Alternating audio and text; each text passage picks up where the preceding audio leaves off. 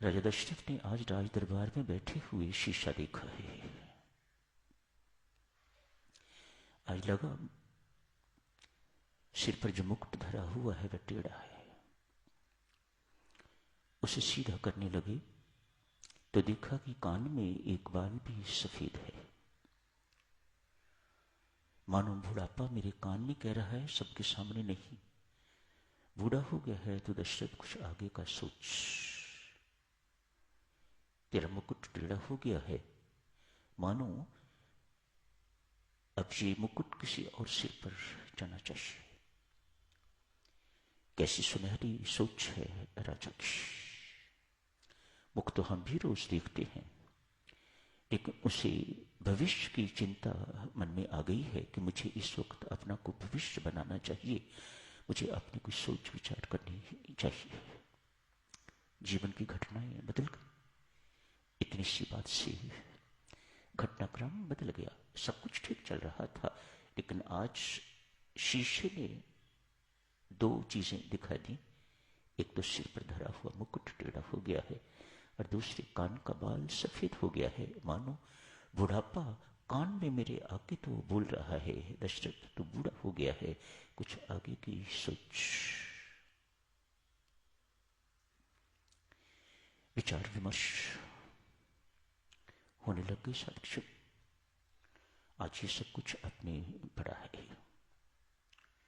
थोड़ा पीछे चलते हैं। क्योंकि राजा दशरथ के घर कोई पुत्र नहीं था। महारानी कुशल्या भी थी, सुमित्रा भी थी। अतएव तीसरे विवाह का सोचा गया। राजा दशरथ वृद्धावस्था में, विवाह योग्य अवस्था नहीं, ऐसी अवस्था में तीसरा विवाह करने जा रहे हैं पुत्र प्राप्ति के लिए। राजा कैकेयी के पास प्रस्ताव गया। आयु का बहुत अंतर है। कैकेयी बहुत छोटी है आयु में, राजा दशरथ आयु में बहुत बड़े हैं। कोई माता पिता इस आयु में एक वृद्ध के हाथ अपनी पुत्री को नहीं देना चाहेगा। अतएव मेरी पुत्री का भविष्य सुरक्षित रहे। अनेक रामायणों में साक्षण वर्णन आता है इस बात का। मेरी पुत्री का भविष्य सुरक्षित रहे। राजा दशरथ से उसी वक्त वायदा लिया है, मेरी पुत्री के गर्भ से जो संतान पैदा होगी वह राज्य की उत्तराधिकारी होगी। राजा दशरथ को हां करनी पड़ी। उसी वक्त हां कर दी। इस सत्य को कैकेयी के पिताश्री जानते हैं, कैकेयी जानती है। इस सत्य को कैकेयी को अपनी गोद में पालने वाली मंथरा भी जानती है। नन्ही कैकेयी को मंथरा ने अपनी गोदी में पाला है। इसे आया कहा जाता है, दूसरी मां कहा जाता है, फर्स्ट मदर जिसे कहा जाता है। मंथरा ने उसे पाला है। अतएव कैकेयी के प्रति वात्सल्य है उसका, बहुत प्रेम है। जिसे अपने हाथों से पाला हो साधक सिरों, वह कितना भी बड़ा क्यों न बन जाए, लेकिन उस पालने वाली के लिए या पालने वाले के लिए वह नन्हा ही रहता है। छोटू बेबी काका। घर का मालिक बनने जा रहा है वह तो बेचारा वैसे का वैसे ही रहेगा। आया तो वैसे की वैसी ही रहेगी। इसने कभी मालकिन नहीं बनना, लेकिन वह तो मालकिन बनने जा रही है। मंथरा का बहुत स्नेह है कैकेयी के प्रति। दहेज में साथी आई है।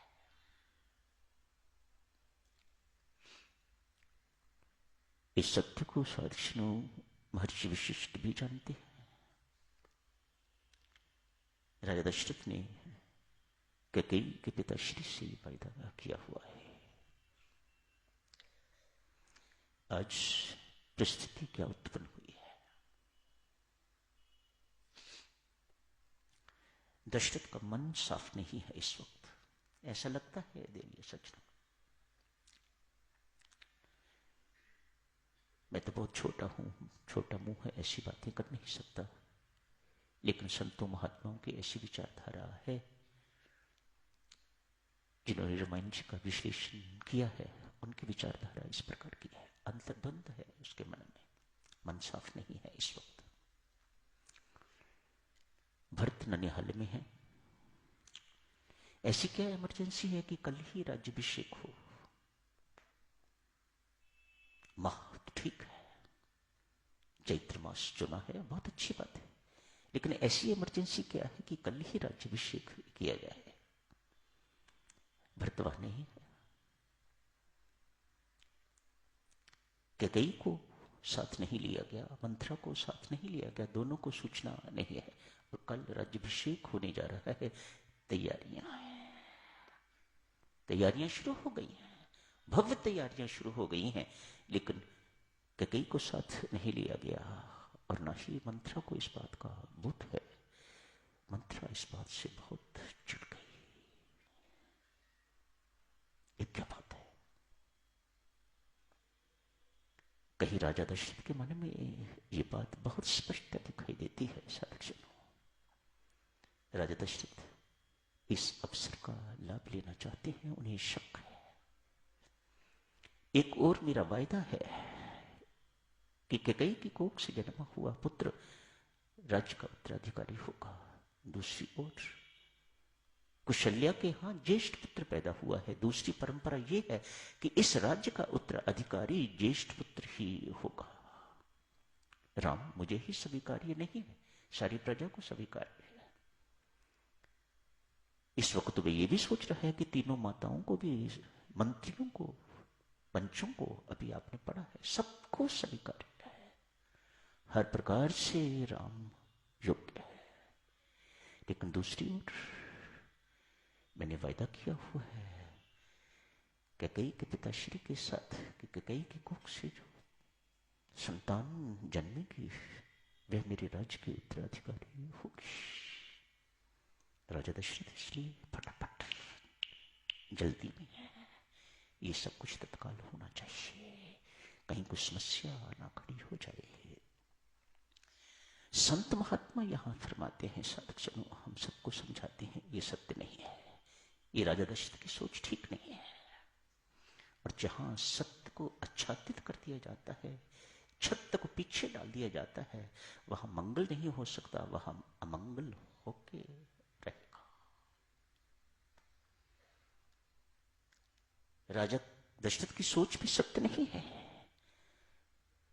भरत को यदि किसी ने ठीक समझा है तो भरत कभी भूल से भी, कभी स्वप्न से भी ऐसा पग नहीं उठा सकता जैसा राजा दशरथ सोच रहा है।